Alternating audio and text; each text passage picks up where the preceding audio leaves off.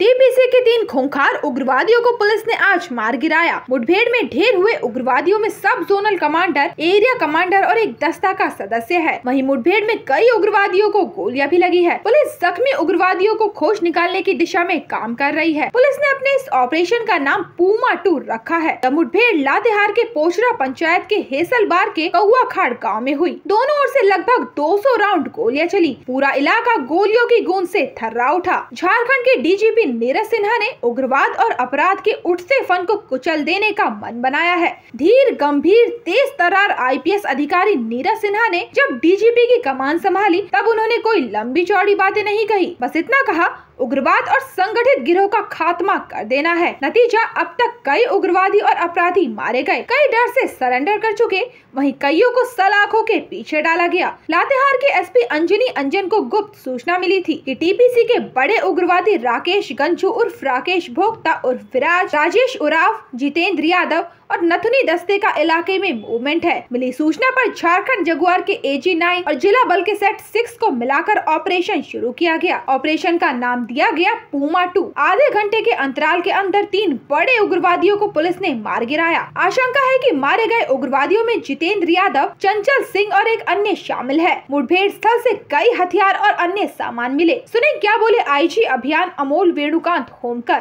Police को ये आसूचना प्राप्त हुई थी कि टीपीसी तृतीय प्रस्तुति कमेटी जो एक उग्रवादी संगठन है उसका एक दस्ता जो रोशन, विराज, नथुनी और जितेंद्र यादव जिसको लीड कर रहे थे, इस दस्ते की सूचना पुलिस को प्राप्त हुई थी।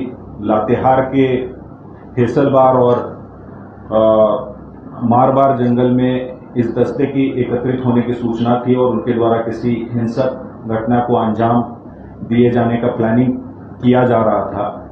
और साथ साथ इस दस्ते के द्वारा उस क्षेत्र में जो विकास के कार्यों में जो एजेंसीज लगी है, उनमें जो ठेकेदार है, उनको लगातार धमकी दी जा रही थी और लेवी का डिमांड किया जा रहा था और नहीं देने पर हिंसक कार्रवाई करने की लगातार धमकी दी जा रही थी। और इसी सूचना के क्रम में, इसी सूचना के सत्यापन में झारखंड पुलिस, जिसमें कि लातेहार जिला पुलिस की सैट बल नक्सलियों की खोज में सर्च अभियान चलाया जा रहा था।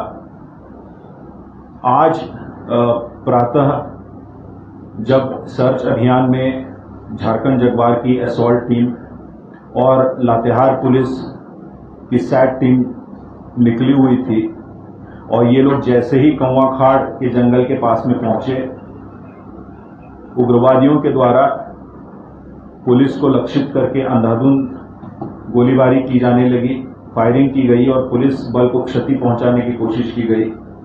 पुलिस के द्वारा भी आत्मरक्षा फायरिंग की गई। दोनों ओर से सैकड़ों राउंड फायरिंग होने के पश्चात जब ये मुठभेड़ समाप्त हुई, उस क्षेत्र का जब सर्च किया गया, सर्च के क्रम में जहां पे मुठभेड़ हुई थी वहां पे 3 उग्रवादियों के शव बरामद किए गए हैं। जब एरिया को सर्च किया गया तो वहां पे उग्रवादियों के द्वारा छूटा हुआ एक SLR हथियार, साथ साथ SLR के कई सारे एम्यूनिशन बरामद किए गए।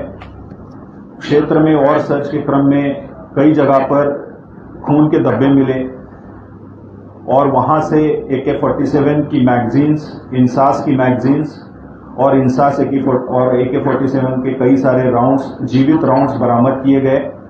साथ साथ कई सारे पिट्ठू बरामद किए गए हैं और अन्य कई सामग्री बरामद हुई है।